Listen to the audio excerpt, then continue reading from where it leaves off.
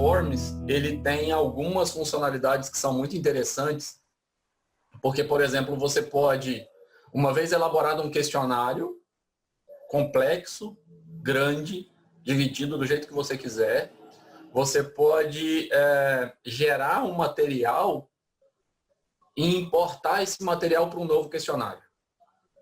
Tá? Então, tem uma facilidade muito grande para você pegar esse material, reaproveitar e fazer só ajuste numa questão ou na outra, numa avaliação ou na outra. E um tempo atrás, além de usar o Google Forms, a gente ainda precisava instalar complemento. Algum adicional no navegador, algum adicional no próprio Google Forms, para a gente poder conseguir fazer correção, elaborar as perguntas de uma forma melhor e coisas desse tipo. Agora não precisa mais fazer isso, porque o Google incorporou essa funcionalidade. Tá? Então agora ficou ainda mais fácil para a gente poder usar o Google Forms em função dessa funcionalidade. Primeira coisa, sejam muito bem-vindos. As redes sociais do GG Pádua são no Facebook e no Instagram. E aí eu gosto muito desse slide porque existe uma diferença marcante entre as 3 maiores empresas mundiais de tecnologia: Apple, Google e Microsoft. Enquanto a Microsoft, eu tive um projeto vinculado a eles, exige que você utilize ferramentas Microsoft e cite a Microsoft em toda a documentação, e a Apple exige um valor muito maior do usuário, e aí faz um equipamento user-friendly, mas o valor para o usuário final é bem alto. O Google ele não faz esse tipo de coisa. Ele tem uma postura de eu quero visibilidade. Então, ele não se preocupa se você está usando uma rede social do concorrente, por exemplo. Então, desde o início tinha lá o Google Plus, mas a recomendação nunca foi postar e deixar visível apenas no Google Plus. A gente tinha a recomendação desde o início de postar também no Instagram, no rede social, no Facebook, no Twitter e outras redes. E hoje, então, vamos falar um pouquinho sobre o Google Forms. O que eu separei como agenda? Primeira coisa que eu acho um extremo benefício do Google Forms é otimizar a elaboração. Então, para eu poder elaborar o questionário, uma vez que eu já tenho ele rascunhado, que eu já pensei a respeito dele, é bem simples, é bem tranquilo. Otimizar os ajustes desses questionários. Então, se eu preciso fazer uma correção, não é igual antes, né? A gente imprimia tudo, tinha que descartar aquele monte de papel e agora faz o ajuste, tem que reimprimir. Ou mesmo se a gente tiver uma página web, então na página web você manda o link e se você não for o dono daquela página para fazer a alteração dá problema, e quando você faz a alteração, as pessoas que responderam antes, você perde essas alterações ou você precisa manipular esses dados para poder gerar uma consistência, e também a parte de validação dos dados. Além disso, minimizar a interferência do usuário e falta de padrão, porque, por exemplo, se eu faço um formulário em papel, quantas vezes a gente já aplicou questionário e o usuário, você solicita uma data e ele coloca a data em inúmeros formatos. E depois você precisa não só interpretar a letra que ele usou lá, mas também padronizar essa entrada, porque essa entrada ela vem completamente variada e algumas entradas dessas são já padronizadas pelo Google Formulários. Além disso, dinamizar a aplicação, porque, por exemplo, quer ver uma coisa que eu acho genial? Você elaborou o questionário, começou a fazer a aplicação, percebeu um erro ou um ajuste necessário no seu questionário, você faz esse ajuste, não precisa divulgar para ninguém, porque o mesmo link continua direcionando para ele, e você consegue entender o momento que você fez o ajuste e as alterações que vão ser aplicadas a partir dali. Então, você não precisa ter contato com os seus respondentes para poder ter uma noção mais tranquila e uma uma liberdade de ajuste e de alteração no seu questionário. Além disso, ele facilita a análise, porque ele já gera alguns gráficos e ele também gera um arquivo Excel. Então, se eu quero fazer novos gráficos, se eu quero fazer novas configurações, eu faço isso tudo no Excel, com habilidades de Excel que a gente pode discutir num outro dia, numa outra aula. E, óbvio, ele maximiza muito entendimento, porque a gente pode criar sessões, a gente pode... e aí, esse item que eu coloquei, ele maximiza entendimento não só de quem é leigo em tecnologia e está elaborando esse questionário, e, portanto, alguém pode simplesmente migrar o questionário de papel para a versão online, mas ele maximiza também o entendimento do usuário, porque você pode criar sessões e você pode colocar as questões separadas. Então, não tem mais aquele momento de ou uma dificuldade para criar uma página na internet, ou aquele monte de folha que você está aplicando um teste e aí ou você entrega aquilo tudo grampeado e as pessoas têm uma dificuldade para ficar passando folha e respondendo, ou você entrega tudo separado e a dificuldade depois é sua para poder organizar aquelas folhas numeradas ali, porque vem depois de um jeito que é legal demais de organizar, né? Bom, então agora por precaução, né? Na verdade, para quem não é da área de tecnologia, pode estranhar, mas para a gente que é da área de tecnologia, a gente sempre prefere usar a alternativa. Eu poderia muito facilmente, eu tenho aqui o Google Forms aberto numa aba do computador para poder mostrar, mas eu sempre prefiro mostrar ela em print, porque a internet cai ou algum problema acontece, você não tem mais aquela linha para poder ir apresentando cada um dos dados e cada um dos resultados. Então, basicamente, o que a gente tem quando a gente cria um Google Forms, se a gente entra aqui nos quadradinhos e clica em qualquer desses documentos, Google Docs, Google Planilhas ou Google Apresentações, ele vai ter no canto superior esquerdo as linhazinhas onde a gente consegue acessar qualquer um desses tipos de documento. Quando a gente clica em Google Formulários, a gente vai vir para essa segunda aba aqui. Então, essa aqui é a tela inicial. Quando eu acesso o formulário, ele já vai abrir essa tela. É uma tela bem intuitiva e, basicamente, o que a gente precisa fazer? Colocar um título para esse formulário. Esse formulário vai ser salvo no Google Drive. E uma das coisas que é muito boa, mas que é diferente. Então, alguns usuários, em geral, ficavam procurando onde tem um botão salvar, onde tem uma opção salvar. Todo o material do Google, todo o ferramental do Google online, ele tem autosave. Tá? Então, ele salva automático as alterações que você fizer e, portanto, você não precisa se preocupar com isso. Isso vai ficar... A única questão que você tem que se preocupar é qual usuário você está logado na conta, porque esse documento vai ficar vinculado ao seu usuário. Tá? Então, apesar de eu poder colocar outros colaboradores, mas se eu tenho 4, 5 contas do Gmail, e aí essa é uma outra restrição, você precisa estar logado numa conta do Gmail. Então, quando eu tenho vários usuários, eu preciso tomar cuidado com isso, porque ele vai ficar salvo na conta que criou o formulário e na conta dos colaboradores que eu, porventura, adicionar.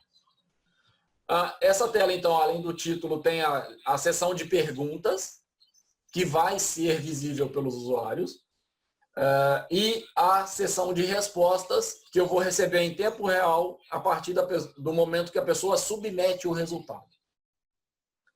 Todo formulário começa com um cabeçalho, onde eu posso colocar um título e uma explicação, uma descrição sucinta do título. Vou poder criar uma lista de perguntas bem variada, que a gente vai passar por cada uma delas agora.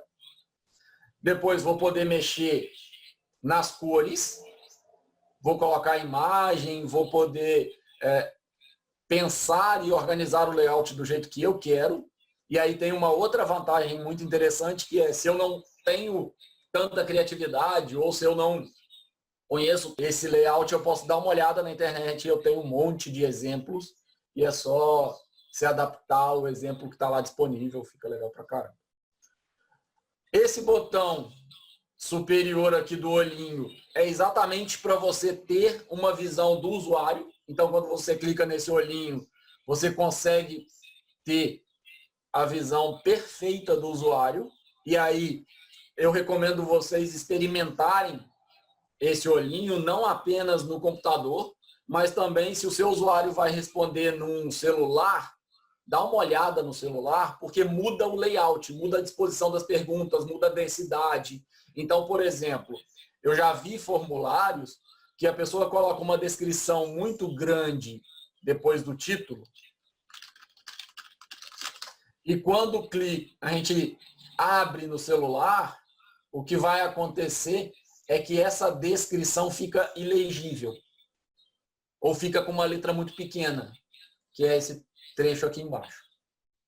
Tá? Então, eu sempre recomendo a gente dar uma olhada no dispositivo que vai ser utilizado para responder.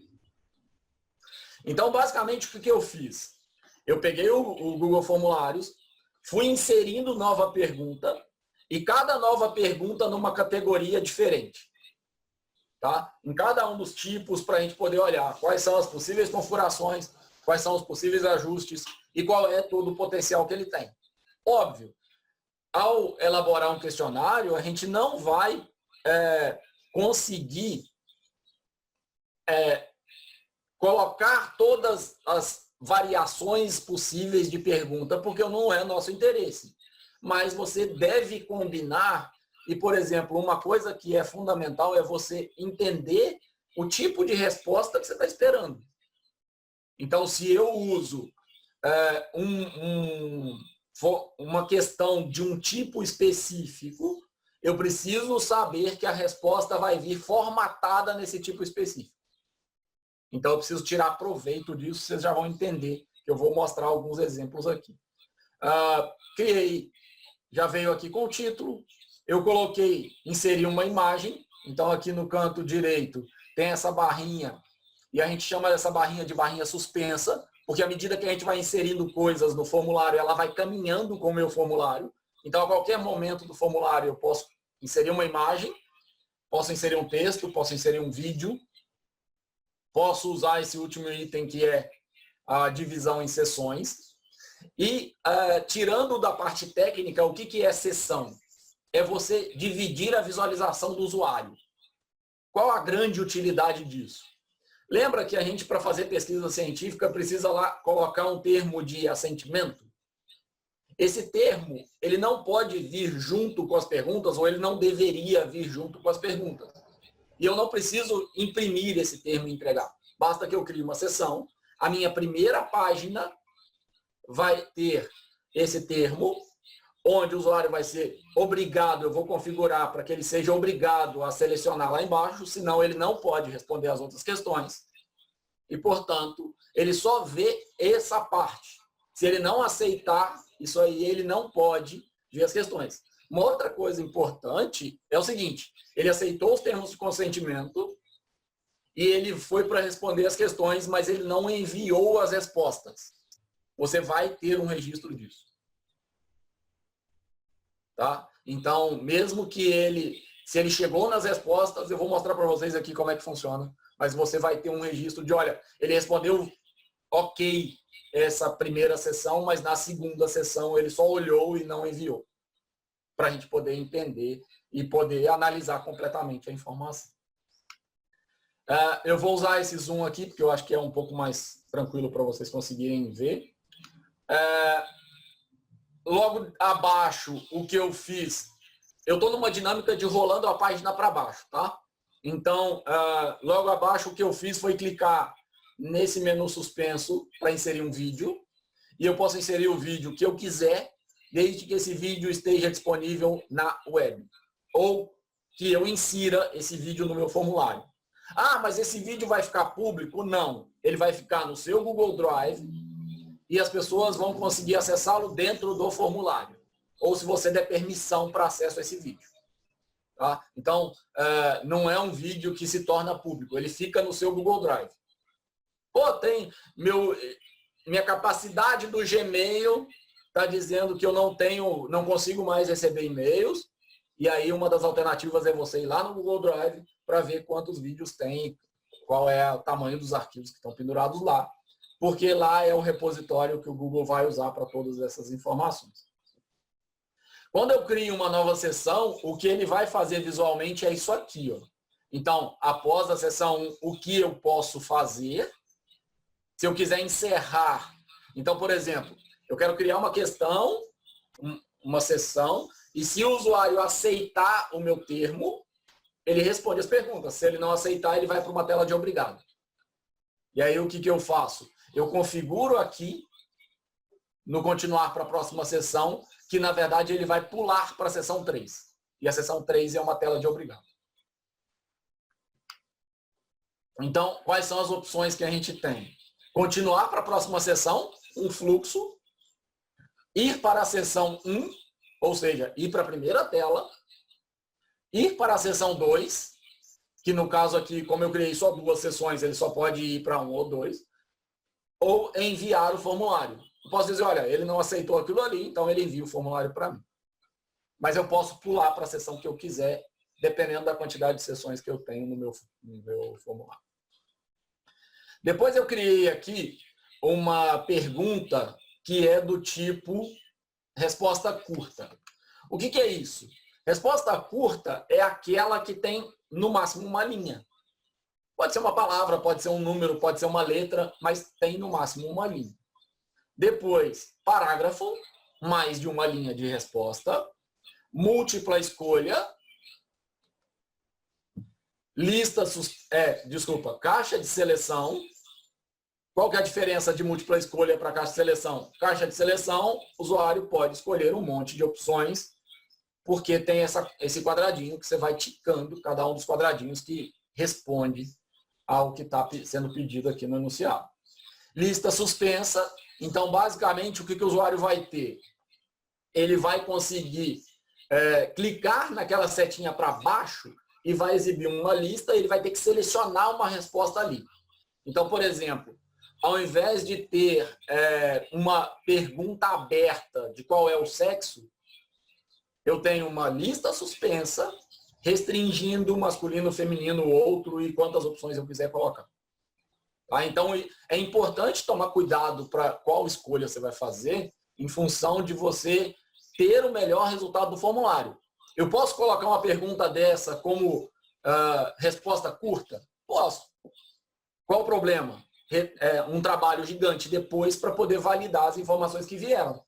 Porque vai vir M, masculino com maiúscula, masculino com minúscula, homem.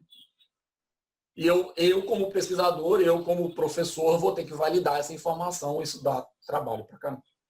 Outra coisa que é muito legal é o seguinte. Você pode solicitar que o usuário envie um arquivo. Então, quando você coloca essa opção upload, o usuário, você coloca ali uma descrição. Esses nomes upload aqui eu só coloquei para fins didáticos, tá? Só para me lembrar de qual é o nome da sessão. Isso é editável. E aí você coloca, submeta uma imagem de uma árvore. E o usuário vai clicar nesse ícone adicionar arquivos e ele vai submeter essa imagem de uma árvore.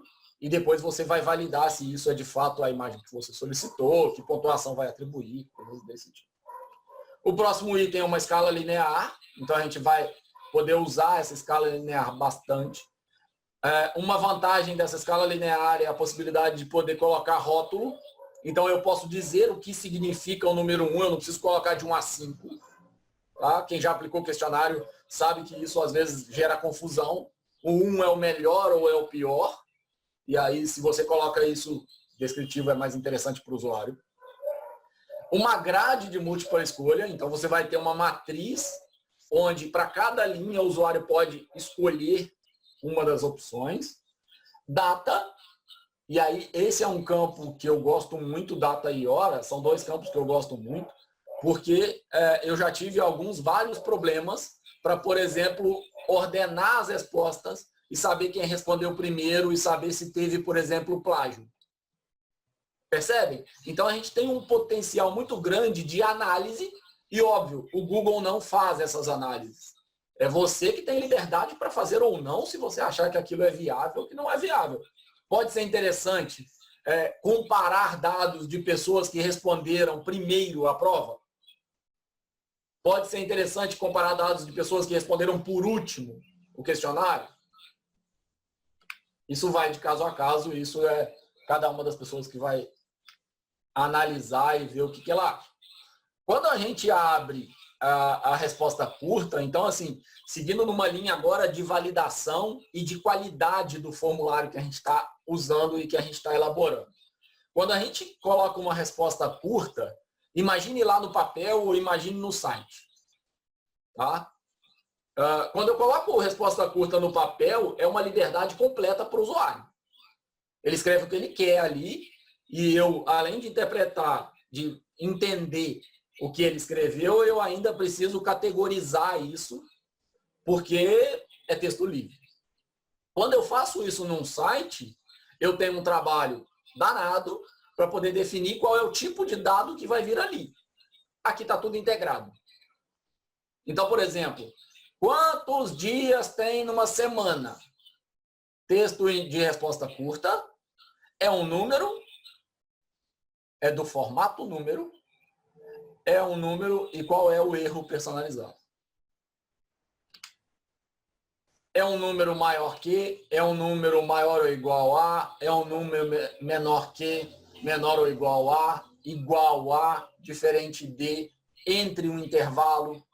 Então, não acabou aqueles memes, né? De você aplica uma prova, coloca, escolha um número de 1 a 5 e o aluno coloca 0, 8, 9, 15, 150 e coisas desse tipo. Não está num intervalo. É um número, então ele vai validar se de fato é um algarismo. E isso aqui faz uma diferença, porque quando eu digo que é obrigatório colocar um número, o usuário pode digitar a palavra 1. O formulário não aceita.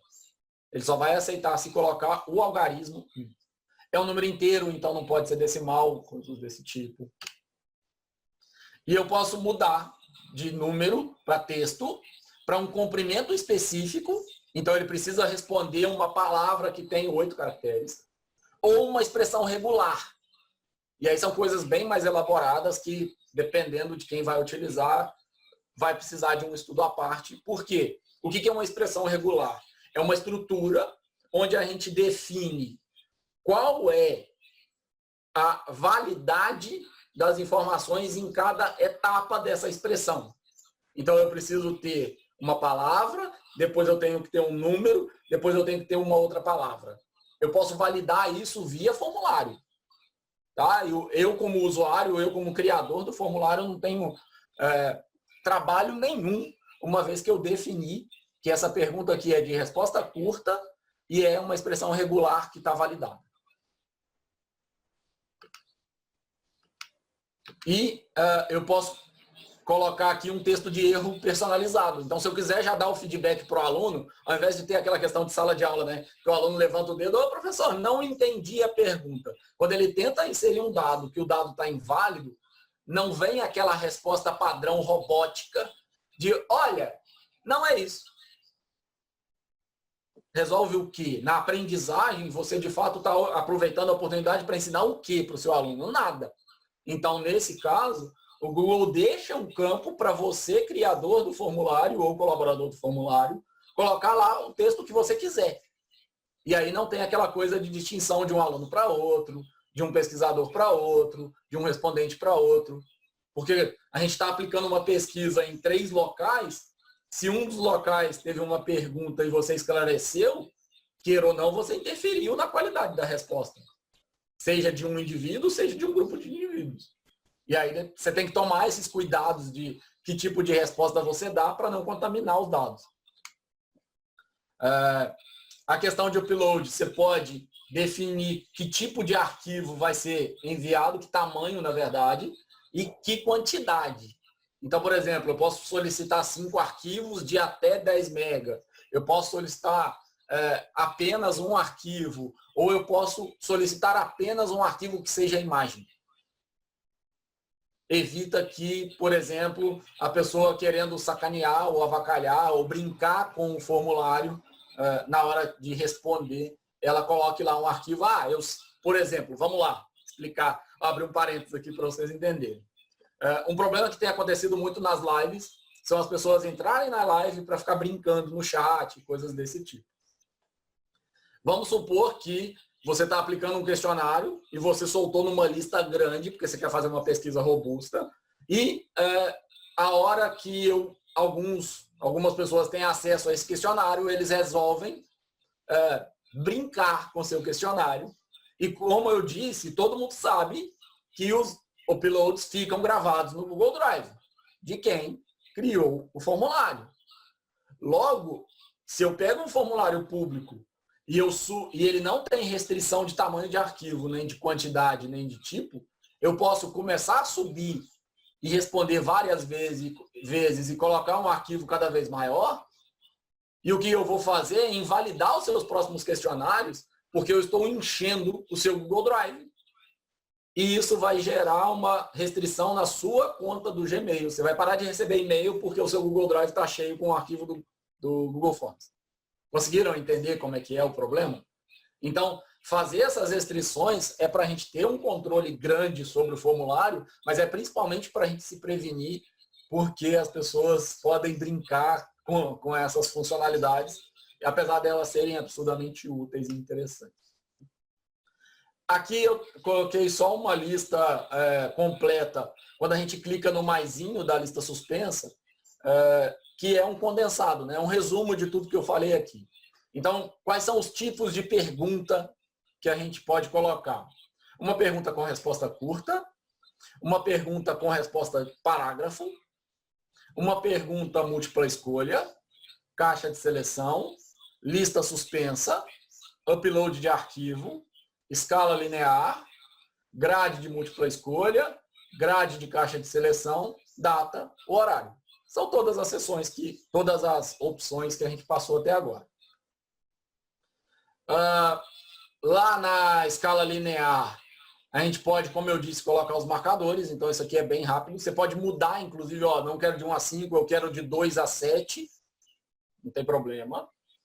E o marcador de 1, nesse caso aqui, é excelente. E o marcador de 5 é muito ruim. Então, fica bem intuitivo e isso é opcional. Se você acha que o usuário interpreta isso bem, não precisa colocar. Outra coisa que é genial é o seguinte. Toda vez que eu criar uma nova questão, se eu chego com o mouse aqui, ele vai exibir esse íconezinho. Qual é a grande utilidade desse ícone? É inserir uma imagem naquela questão. Então, eu posso criar uma questão de múltipla escolha, onde cada alternativa, na verdade, não tem um texto, tem uma imagem que vai ser selecionada pelo usuário. E a dica é cuidado com o tamanho da imagem, porque, afinal de contas, quando eu jogo isso para o celular, pode ficar uma sequência de imagens que não dá para ver a pergunta como um todo e fica difícil para o usuário responder, para o usuário conseguir chegar ao resultado. Esse aqui é um exemplo aberto de grade de múltipla escolha, e eu vou aproveitar ele para poder colocar o seguinte. Eu posso, na grade de múltipla escolha, exigir uma resposta a cada item ou não. O que isso significa? Quando eu clico em exigir, significa que o usuário vai automaticamente ser proibido de enviar o formulário com uma linha em branco. Tá? Então, quantas vezes a gente já aplicou questionário, ou já elaborou uma prova, já aplicou uma prova, e a prova vem... Deixa eu só tomar uma água.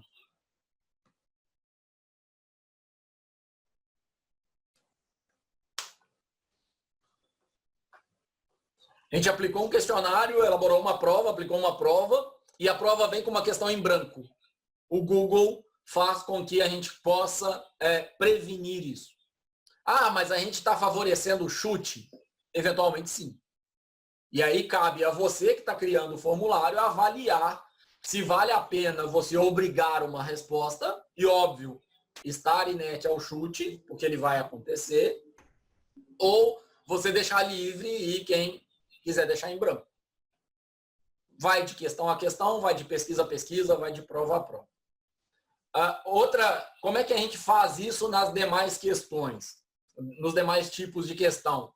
Existe, deixa eu voltar aqui, ó, uma chavinha do mesmo formato que é obrigatória.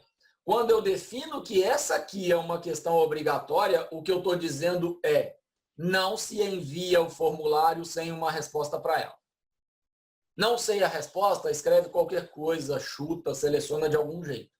Mas eu não posso enviar. Então, por exemplo, fiz um formulário e, infelizmente, metade dos respondentes não indicou a idade.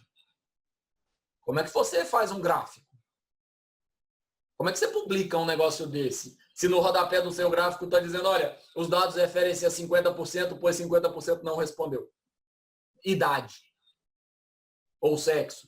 Ou foi impossível interpretar o sexo indicado pelos usuários. Percebe? A gente perde muito potencial de análise por causa disso. De novo, essa caixinha de seleção de tornar a questão obrigatória ou não é uma opção que você toma ou não. Da múltipla escolhas, essa imagem aqui é só para mostrar como é que você faz. Então, ó, criei aqui a pergunta de múltipla escolha, selecionei lá a primeira opção, amarelo, eu posso colocar uma imagem de um quadradinho amarelo aqui para poder facilitar meu usuário. Entenderam? E detalhe, eu posso colocar o texto ou não. Eu posso colocar a imagem ou não.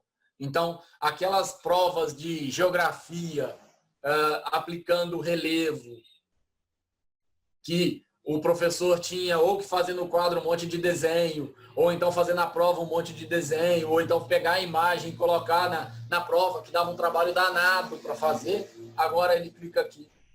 E colocar a imagem é tão difícil quanto você clicar aqui, ele abre uma tela onde você pega uma imagem do seu computador e joga para ela, e pronto, está resolvido. Ele vai salvar essa imagem no seu Google Drive e vai carregar no formulário. Quanto clicar no Google Imagens, ele já vai abrir uma abinha que é do Google Imagens e você pesquisa na hora a imagem que mais te interessa e você já insere. Quanto você pegar uma imagem pronta que está disponível num link, numa página de internet qualquer. Então, por exemplo, se eu quiser colocar uma imagem do Brain, basta eu clicar aqui, entrar na página do Brain, clicar lá na imagem. Eu vou pegar o endereço da imagem, vou inserir e ele já vai vir com a imagem para cá, dinamicamente. Qual é o risco disso? Quando eu coloco via URL, que é via endereço web, se no momento do formulário ser aplicado, essa imagem não está funcionando porque, por exemplo, saiu do ar o site da Universidade Federal Fluminense, essa imagem não vai ser exibida, porque ela está com um link externo. Tá? Então, é sempre bom você carregar a imagem no próprio formulário. E isso vai ficar no seu Google Drive, vai ficar mais tranquilo de ver.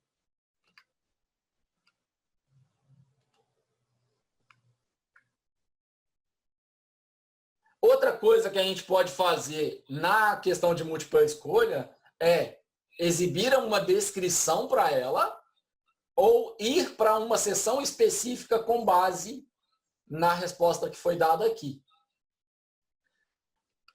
Uma outra questão, última questão que eu coloquei aqui é o seguinte. Em algumas provas e questionários, a ordem de respostas interfere no resultado. A ordem que as perguntas aparecem interfere no resultado. E aí é normal os professores irem, elaborarem 5, 6, 7, 8, 10 provas. Eu já fiz isso várias vezes. E aí você coloca uma vírgula em determinado lugar, ou um ponto em determinado lugar, ou uma alternativa diferente, que vai fazer você separar os grupos de provas para corrigir a parte. Nesse caso, você pode, selecionando a opção aqui, ó, ordenar as opções aleatoriamente, você já gera de forma dinâmica provas diferentes, sem ter um pingo de trabalho para corrigir nada. Tá? É a questão de você selecionar em 2 lugares. Nesse caso aqui, se a gente seleciona a gente está dizendo que as opções da múltipla escolha vão ser mudadas de ordem dinamicamente. Então, o usuário entrou, apresenta numa ordem, o outro usuário entrou, apresenta numa outra ordem que eu não tenho controle. Eu só vou ver o resultado, se ele apresentou certo, se o aluno respondeu certo ou se o entrevistado respondeu certo ou não. A outra coisa é na hora de enviar o formulário, que aí a gente pode enviar esse formulário embaralhado. Então, por exemplo, por que é importante você criar sessões? As primeiras informações, eu preciso ter uma sessão separada. Não posso perguntar quantas vezes você se alimenta por dia. Que dia você nasceu?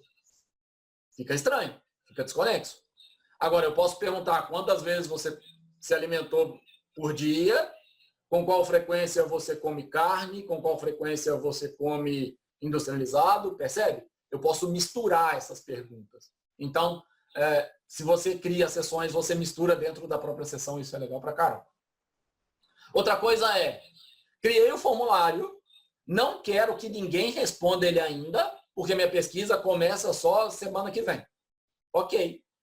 Basta eu vir aqui nas respostas e eu deixar desmarcada a opção aceitando respostas. A pessoa pode ter o endereço dele, pode estar convidada para responder, ela vai conseguir ver o formulário, mas ela não consegue enviar o formulário. Então, ele não está aceitando respostas. Comecei a aplicar, percebi que tem um monte de resposta vindo numa alternativa errada, percebi que tem um erro de elaboração do formulário por mim. O que eu faço?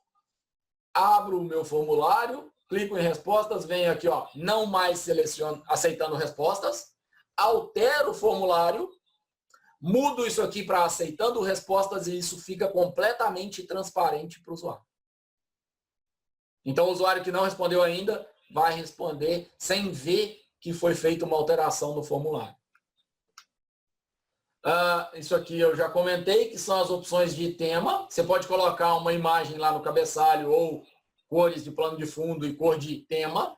Então, quando a gente volta aqui, ó, as palavras, depois eu mostro, as palavras estão numa cor específica, nesse caso aqui roxo. E o plano de fundo está numa cor específica. Eu posso mudar essa cor do jeito que eu quiser. Então, a prova de geografia vai ser laranja, a prova de português vai ser azul e coisas desse tipo. Então, isso serve como uma liberdade, mas isso também serve se você tiver, por exemplo, fazendo uma análise de impacto de cores e do significado de cores. Se eu aplicar uma prova online e as perguntas estiverem em vermelho, as respostas vão ser diferentes do que se as perguntas estiverem em azul? Pode ser que sim, pode ser que não. E isso é um objeto de análise que pode ser feito facilmente. Você só vem aqui e muda tudo. E disponibiliza o formulário. Quando eu clico lá em cima nas configurações, que é aquela engrenagemzinha, a gente tem um monte de configurações e essas configurações são geniais. A primeira das configurações é coletar endereço de e-mail. Eu posso usar essa configuração para duas funções. A primeira das funções é definir identidade de quem respondeu. A segunda das configurações é garantir que uma pessoa respondeu e não um robô. E não uma pessoa com um usuário diferente resolveu mandar 5, 6 respostas. Tá? Então, basta que eu, no caso de uma pesquisa, né, ignore, exclua essa primeira coluna, depois de validar esses dados. Eu não vou ter identidade do formulário, das respostas, mas eu tenho a garantia de que foram pessoas que responderam. Além disso, quando a gente coloca informe seu e-mail, normalmente as pessoas que estão querendo brincar, elas informam endereços inválidos, informam máscaras estranhas e coisas desse tipo. Lembrando que tem uma restrição, né? Quando coleta endereço de e-mail, tem que ter arroba e ponto alguma coisa. A validação computacional disso é ter um arroba e ter um ponto. É necessário fazer login, e aí, nesse caso, eu posso restringir a apenas uma resposta por usuário. E eu posso configurar se ele pode alterar a resposta dele depois de enviado ou não. tá? Se é uma prova ou se eu vou deixar ele faz uma parte, envia, depois continua fazendo ou altera. E se os participantes podem ver os gráficos. Sabe aquela coisa de retorno de pesquisa e de prova, que normalmente o aluno recebe só o parecer da prova dele? E eventualmente um comentário na sala, todo mundo foi bem, todo mundo foi mal, só fulano foi bem. Sabe aquelas frases horríveis? Você pode configurar aqui, ó, ver gráfico de sumário e resposta, e aí a hora que o usuário responde, ele tem acesso ao gráfico das pessoas que responderam e quanto que responderam. Vai depender muito de maturidade, de cenário, de contexto, mas isso para devolutiva eu acho muito interessante. E aqui eu posso definir qual é o tamanho máximo de arquivos que eu recebo nesse formulário enviado pelos usuários. Então, lembra daquele problema que eu falei de propositadamente estourarem a caixa do seu Google Drive? Você pode restringir aqui também. Então, eu posso definir lá o tamanho de arquivo, mas eu também posso definir aqui o tamanho máximo de arquivo das respostas no meu computador, no meu Google Drive, no caso, né? Quando eu clico tem uma segunda aba aqui em cima, ó. Eu estou na aba geral, agora eu vou para a aba apresentação, depois tem testes. A apresentação eu posso mostrar uma barra de progresso ou não. Então, basicamente, se eu tenho um formulário com 60 perguntas, mostrar uma barra de progresso, eu estou incentivando a desistência. Mas se eu tenho um formulário com 3 sessões, eu mostrar a barra de progresso, eu estou motivando para que ele termine, porque daqui a pouquinho já está na última sessão. Então, isso vai ter que ser avaliado caso a caso. E eu posso embaralhar a ordem das perguntas de acordo com o jeito que eu configuro. Outra coisa, mostrar link para enviar outra resposta se eu quiser ou não. E no final, cliquei em enviar, não tem, pode ter aquela resposta automática do Google, mas pode ter uma coisa muito mais interessante, que é uma resposta pessoal sua, de parabéns, muito obrigado, dia tal a gente vai disponibilizar as notas e coisas desse tipo. Em relação a teste, qual que é a utilidade? Quando eu crio um teste, significa que lá no meu Excel, já vou dar um spoiler aqui, que a gente já está chegando nessa parte, que é o finalzinho, que é o seguinte, quando eu crio essa massa de dados nesses formulários, o Google vai tanto gerar gráficos dinamicamente para mim e atualizar cada nova resposta, então é fácil, eu só clico numa abinha lá, ele já me mostra, quanto ele vai possibilitar que eu baixe isso no arquivo Excel e faça o tratamento que eu quiser. Tá? E aí, assim, criei o teste. Como é que eu vou trabalhar com opções de liberação de nota e como é que eu vou trabalhar com as pessoas que respondem, se elas podem ver respostas certas, erradas e coisas desse tipo. Então, vamos lá. Cliquei, criar teste. Quais são as opções? Lembra que eu falei do Flubaru? E o Google Forms integra essa extensão e agora a gente não tem que incluir extensão nenhuma, a gente faz tudo automático. Quando eu clico aqui em liberar, quando eu ativo o criar teste ali e eu tenho a opção liberar nota, eu posso liberar a nota imediatamente após o envio, ou seja, estou aplicando uma prova, o aluno respondeu a prova, clicou em enviar. Ele tem acesso à prova dele totalmente corrigida com os seus feedbacks pessoais. Aqui você errou por causa disso, aqui você acertou por causa disso, estude mais tal coisa, se aprimore um pouco mais em tal aspecto. Imediatamente depois. Ah, não, peraí, é muito chato. Eu estou aplicando uma avaliação em 30 alunos, um deles respondeu, teve acesso à resposta, ele pega o WhatsApp, manda para os colegas, ninguém mais erra. Facinho, né? Então eu vou escolher a segunda opção, que é, eu vou liberar a nota posteriormente, depois que eu fizer uma revisão manual e com uma coleta de e-mails. Para que isso é útil? Para eu sincronizar a turma inteira e eu só libero a nota quando o último entregar. E eu só libero a nota depois que eu der uma olhada na avaliação inteira, no questionário inteiro, e perceber que, ok, está com as informações corretas, ok, está com todas as informações necessárias. As pessoas que responderem podem ver quando erraram? Ou não? Eu deixo que as pessoas vejam lá, você errou essa questão. As pessoas podem ver quando elas acertaram. E elas podem ver os valores de resposta ou elas só podem ver certo ou errado? Depende. Eu posso, determinada avaliação que é discursiva, não querer mostrar os valores. Eu posso simplesmente dizer, olha, aqui está certo, aqui está errado. Um pré-teste, eu posso não exibir os valores. Então, isso vai de caso a caso e você vai precisar configurar isso aqui simplesmente selecionando. Qual é a grande vantagem do Google Forms e de várias das ferramentas Google? A liberdade está na mão do usuário, do criador do formulário, do criador da apresentação, do criador do documento. E dá muito mais trabalho você pensar qual é a utilidade, qual é a aplicabilidade daquela função para o seu contexto, do que você simplesmente ir lá e falar assim, ok, eu quero mudar essa configuração, você dá um clique aqui e ele para de mostrar as perguntas erradas.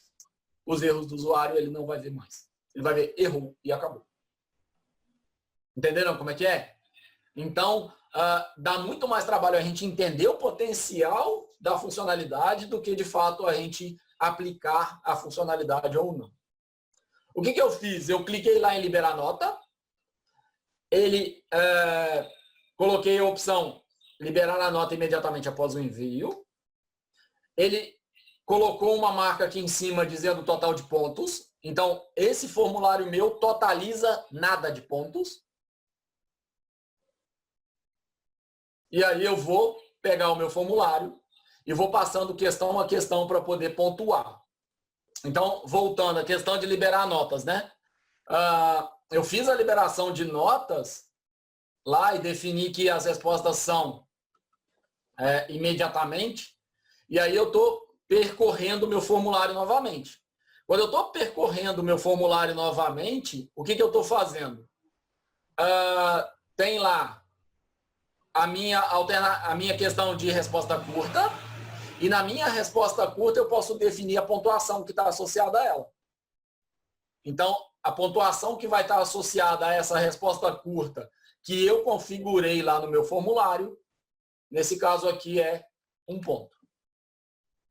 Quando eu clico aqui embaixo em adicionar feedback da resposta, o que vai acontecer é, eu coloco a mensagem que eu quiser para o usuário.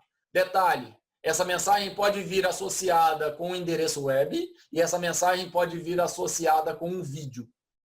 Seja do meu canal, seja um vídeo que eu gravei e disponibilizei, seja um vídeo que está disponível no YouTube. Vou mostrar para vocês um exemplo de como é que isso funciona.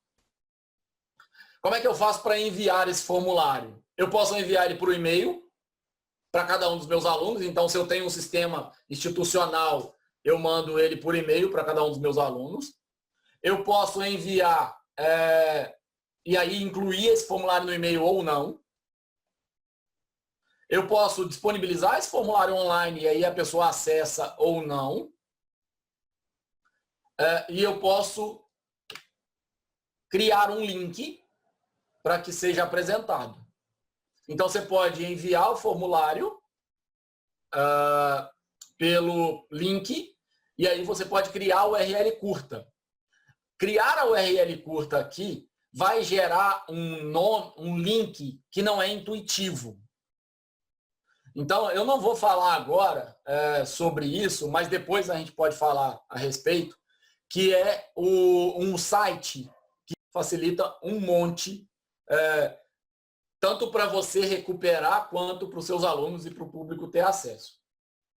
Outra coisa que eu posso fazer é incorporar esse formulário no meu site. Então, eu já tenho um site, quero incorporar. A hora que eu clico aqui em incorporar, ele já me dá o código, já me dá a posição do site que eu vou incluir, eu vou jogar isso lá.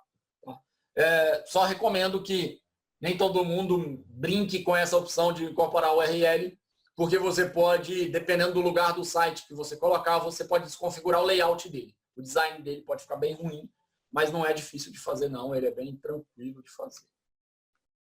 Além disso, eu posso, à distância de um clique, de 2 cliques na verdade, né, compartilhar pelo Facebook, pelo Twitter. E o que eu fiz aqui foi tirar print das respostas, né? Então, entrei com o usuário para fazer as respostas. Escolhi lá, já tinha feito a pontuação, então, de forma intuitiva, né? Cada tipo de questão tem uma pontuação que é o número da questão. Então, vale 1 ponto, vale 2 pontos, vale 3 pontos, 4 pontos. Isso é livre, eu posso pontuar do jeito que eu quiser.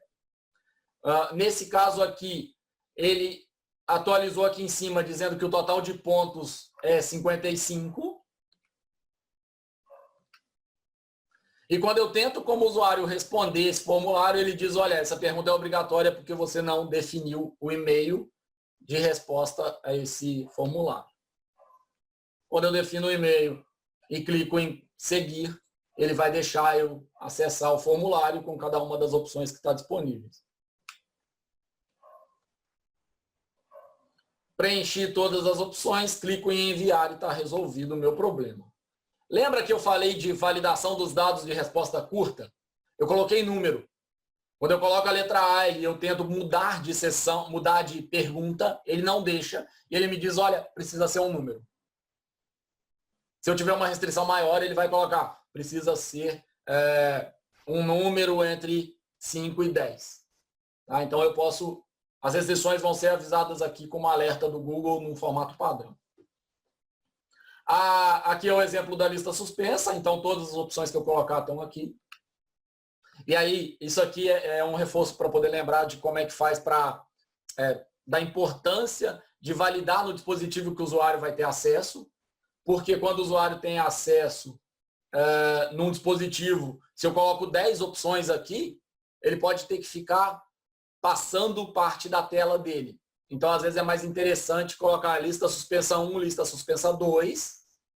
Na primeira lista suspensa, nenhuma das duas eu coloco obrigatórias.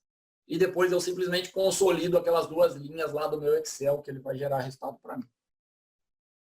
Aqui é só o exemplo de como é que faz para poder inserir qualquer tipo de arquivo. Preenchi todos os dados, a data.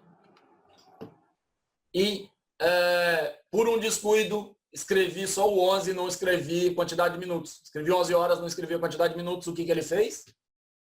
A hora está inválida. Guardem essa informação, porque essa informação é importante. Quando eu clico em enviar, aparece lá o título do formulário, aparece que a resposta foi registrada e aparece a opção ver pontuação, se por acaso eu tiver disponibilizado como criador do formulário, que se pode ver a pontuação agora. Quando eu volto, quando eu entro no formulário como criador, eu tenho agora habilitado uma aba de respostas, e nessa aba de respostas eu tenho o número de respostas que foi realizado até agora no meu formulário. Clicando nessa aba de respostas, eu tenho 3 seções. Uma seção de resumo, onde o Google vai automaticamente apresentar todos os gráficos para mim. Uma seção de pergunta e uma seção individual. Então, além de uma versão consolidada, eu consigo ver uma versão individual e analisar a resposta, o caminho que o aluno percorreu ou que o respondente percorreu naquele formulário para tentar entender o porquê que ele percorreu esse caminho e qual é a interferência disso. Detalhe, o gráfico tem a mediana, a média e o intervalo. Então, eu consigo ver a dispersão dos dados por número e por gráfico. O gráfico aqui está com um eixo X de 55, porque foi a pontuação total do meu formulário criado. Quando eu vou descendo aqui, eu vou vendo quais foram as respostas e qual a pontuação associada a cada uma das respostas, quando é o caso com os gráficos distribuídos direitinho. Lembra que eu falei do horário? Quando eu coloquei o 11 e tentei sair da questão, o que o Google fez foi gravar as 2 tentativas. Então, eu tenho gravado que o usuário colocou o 11 e deixou em branco, e eu tenho gravado que ele fez o 11 em 2.14. O que isso representa? Que ele, por um descuido, deixou em branco, ou porque ele colou? Ou porque ele olhou do coleguinha e conseguiu responder? Ou porque ele chutou alguma coisa? Isso é uma análise que eu tenho possibilidade para fazer, uma vez que o Google me apresenta que aconteceram duas alternativas, duas tentativas.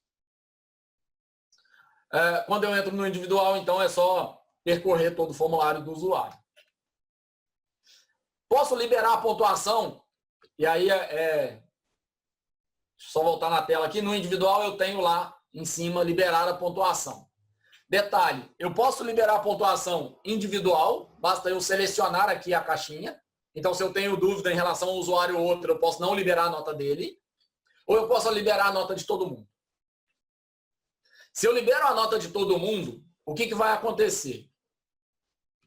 Vamos supor que eu estou fazendo uma pesquisa e, após 10 pessoas responderem, eu percebi um erro na questão 5. Só que a cada resposta que eu recebo, eu libero o resultado. Então, o que vai acontecer? A pessoa 1 respondeu, recebeu a nota. A 2 a mesma coisa, a 5 a mesma coisa, a 8 a mesma coisa, a 10 a mesma coisa. Quando chegou na pessoa 10, eu descobri que a minha questão 5 estava errada. Quando eu descobri que a minha questão 5 estava errada, eu alterei meu formulário. E, portanto, o que antes a resposta certa era a letra A, agora virou a letra C. O que vai acontecer com o e-mail que essas pessoas já responderam de feedback? Está defasado. No entanto, quando eu for olhar o Excel, ele está consolidado. As informações estão corretas. Ele atualiza todos os dados de todo mundo. Então, professor, minha nota está errada porque o e-mail que você me mandou era de 8 pontos e não de 5 pontos. Ah, desculpa, na verdade eu descobri que tem um erro na questão número 5. Fiz a alteração e a sua nota correta é isso aqui por causa disso, disso, disso. Então, é mais prudente você enviar o e-mail pessoal individualmente? Não, é melhor você consolidar todos os dados, ter o formulário revisado para poder enviar esses dados para todo mundo. No entanto, o Google vai consolidar esses dados se você em algum momento alterar. Então, por exemplo, elaborei o questionário, apliquei o questionário para 800 pessoas. Depois eu cheguei e mudei a alternativa de resposta de uma questão C, de uma questão 15. O que ele vai fazer? Atualizar os gráficos e a estatística de todas as pessoas em função da resposta que eu alterei. Então, tomem cuidado, porque se você mudar a alternativa correta de uma questão, você pode alterar seus dados e corromper seus dados todos. Isso é bem ruim. E o e-mail que é recebido é um e-mail bem simples. Ele tem como título pontuação lançada, 2 pontos, o nome do formulário. Então, prova de geografia, prova 2 de história. E ele vai chegar assim, ó, sua pontuação de o título do formulário foi liberada. Nome da prova, você tirou X pontos de 55 pontos possíveis, que foi a pontuação total do meu formulário. Posso criar uma nova planilha e eu tenho em cada coluna os dados de cada pergunta. Independente do tipo da pergunta, eu tenho em cada coluna os dados de cada pergunta. E eu posso ordenar isso do jeito que eu quiser. Isso é bem simples e tratar esses dados do jeito que eu quiser. Já estão no formato correto, já estão fáceis de manipular, eles já vêm no formato Excel. Aqui eu estou mostrando como é que eu faço para definir coisas bem mais elaboradas. Então, o que acontece? Lá numa resposta curta, eu posso definir o formato dela, mas eu posso também definir quais são as respostas corretas possíveis. Então, por exemplo, quais são os grupos que estão apresentando essa atividade hoje? GG Pádua, GG Pádua escrito junto, GG Pádua com acento, GG Pádua escrito separado, TEC Grupo escrito junto, TEC separado. Percebem? Eu posso definir aqui quais são as respostas corretas e quando o aluno ou o usuário responder, ele vai validar em cima dessas respostas corretas e vai entregar a resposta. Qual é a vantagem? Por que eu coloquei isso aqui? Porque eu aplico a prova em 2019. Em 2020, você vai alterar alguma coisinha na prova, né? Não vai mudar ela completamente. Você está repetindo a aula. E aí o que você pode fazer? Ir melhorando o formulário. E ir validando as questões à medida que você tem maior conhecimento das respostas que estão chegando e como é que esses resultados estão chegando para você. Então, no final das contas, é um processo evolutivo de melhoria. Estou aplicando uma pesquisa, vou aplicar uma nova pesquisa, posso aproveitar o formulário anterior e eu posso validar os dados desse jeito aqui. Isso vai ser validado tudo automático, tudo transparente para mim. Posso adicionar um feedback para a resposta correta e para a resposta incorreta. Para a resposta correta, que tipo de explicação pessoal eu quero dar para a coisa ficar mais empática, mais individual, e para a resposta incorreta, que tipo de resposta eu quero dar. Nesse caso aqui, eu até fiz uma brincadeira, que a resposta incorreta deu sorte, só tem uma alternativa, então o cara não vai conseguir ter resposta incorreta, porque foi um exemplo que eu criei, né?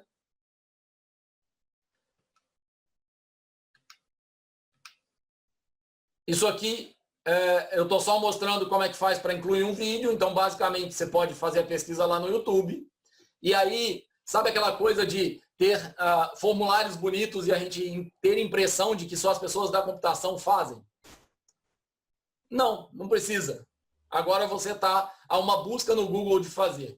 Então, você clica lá, inserir o vídeo na resposta. Resposta correta. Eu coloquei como feedback personalizado. Muito bem. Eu cliquei aqui embaixo em vídeo. Ele abriu um linkzinho do YouTube. Eu busquei lá na caixinha do YouTube resposta correta. E o que ele fez? Apresentou aqui um vídeo já com a duração e já com a data de postagem. Então eu posso escolher aqui, eu quero um vídeo de 11 segundos. Seleciono o vídeo, coloco aqui embaixo selecionar e esse vídeo já está integrado ao feedback. Ele não está integrado à questão, ele está integrado ao feedback que está sendo apresentado para o usuário. Então, quando ele recebe o feedback, ele tem texto e ele tem esse videozinho. Pode ser um feedback de um vídeo explicando e contextualizando e incentivando ele a seguir próximos passos de pesquisas? Pode. Outra coisa que eu posso dizer é que o vídeo, o upload, vai ser avaliado pelo professor ou pelo pesquisador. Então, ele não tem uma nota associada. Tá? Deixa eu só passar aqui para chegar na resposta final. E aí, o que acontece foi, eu fiz uma segunda tentativa de respostas, e nessa segunda tentativa de respostas, eu tenho aqui consolidados já os dados. Então, eu tenho o gráfico das duas pessoas que responderam. Uma delas respondeu e tirou nota 9. Como são duas pessoas que responderam e o intervalo vai de 9 a 13 nessa questão, no dado consolidado, né, no total de nota, então eu sei que um deles tirou 9, o outro tirou 13. A mediana é 9 e o ponto médio é 11. Ok? E aí ele vai mostrar todos os dados, todos os gráficos, data e hora que respondeu, qual foi o e-mail utilizado para poder enviar e coisas desse tipo. E aí, quando a gente olha o e-mail que esse aluno recebeu, esse aluno recebeu um e-mail dizendo que ele tirou 9 na primeira tentativa dele, e o outro aluno recebeu um e-mail dizendo que ele tirou 13 na tentativa dele. E eu posso explicar isso numa outra mensagem ou até direto lá no formulário. Para cada questão ele vai ter acesso lá. Como é que eu tenho acesso a isso no Excel? Primeiro aspecto importante. Quando a gente coloca lá no Google Formulário, clica lá para poder ter acesso ao Excel, uma coisa que eu descobri no teste, tá? Isso não é algo que está consolidado, mas foi algo que eu descobri no teste. A geração do Excel, o Excel traz uma versão de nota, que a primeira nota é 0. Por que isso acontece? Porque eu fiz uma alteração na pontuação de uma das questões para verificar qual seria o impacto de, por exemplo, a questão 3, a resposta era a letra A, agora é a letra B. Então, o que eu recomendo? Esperem, porque o Google precisa consolidar os seus dados para gerar no Excel. Ou, gerou o Excel, valida se a nota está correta. Nesse caso aqui, como o intervalo entre a minha alteração de pontuação e a geração do Excel foi curto, o Excel apresenta erro. Tá? Então, fiquem atentos a isso, porque se a gente voltar aqui no e-mail, um aluno recebeu a nota 9, o outro aluno recebeu a nota 13. Quando eu olho no Excel, um aluno está com a nota 0 e o outro aluno está com a nota 9. Por quê? Porque eu, Daniel, alterei a pontuação associada a uma das questões. Agora, se a gente voltar no Excel, gerar de novo o Excel agora, ele está correto. Então, cuidado, porque existe uma coisa que na computação a gente chama de lag. Tá? Tem um atraso entre a alteração da nota e o sistema passar de novo uma validação para alterar o Excel que vai ser gerado. Cuidado para não se confundirem, para não terem dado corrompido, o resto está normal. Outra coisa que eu posso fazer é gerar esse formulário no Google, com um design bonitinho, com a formatação bonitinha, com a restrição bonitinha, e vou para uma escola ou vou para um local onde não tem internet, eu simplesmente gero um PDF dele e imprimo esse formulário. Ele sai um formulário num padrão de visibilidade muito, muito bom. Ele não sai impressão igual aquelas impressões de internet, que sai uma página, corta mais ou menos aquele troço no meio, a outra página sai toda desconfigurada. Não. Ele sai uma configuração correta, bonitinha, do jeito que você fez. Então, preciso criar um formulário, vou lá no Word ou no Excel criar um formulário e fazer as alternativas. Não. Faz aqui e imprime ele. Porque vai ser muito mais fácil você reaproveitar e você ter um layout mais bonito, mais limpinho e mais utilizável. Outra opção que a gente tem é adicionar colaborador. Então, por exemplo, tenho dúvida sobre como colocar um vídeo no meu YouTube. Daniel, você pode me ajudar? Posso. Você me explica como faz? Olha o trabalho que dá. Identificar o Daniel, agendar uma data e hora que ele pode, ele se preparar para me explicar, agendar um horário, reunir com ele, entender o que ele está me explicando, aplicar, ter um monte de problema na aplicação, voltar a falar com o Daniel, quando na verdade você pode virar e falar assim, Ricardo, tudo jóia? Então, você pode me ajudar? Posso. Você inclui um vídeo para mim? Eu queria esse vídeo nesse formulário. Ok. Adicionar colaborador, Ricardo, ele entra lá, coloca o vídeo, pronto, seu formulário está resolvido. Então, no final das contas, o que a gente está fazendo é lidar muito com o tempo. A gente está reduzindo muito tempo. Terminei, deixa eu só voltar aqui para a apresentação. Mais uma vez, deixar o convite para seguirem a gente no Facebook e no Instagram, @ggpadua. As dúvidas que tiverem, faz lá o comentário que a gente tira as dúvidas que porventura tiverem lá. Obrigado ao pessoal do GG que esteve disponível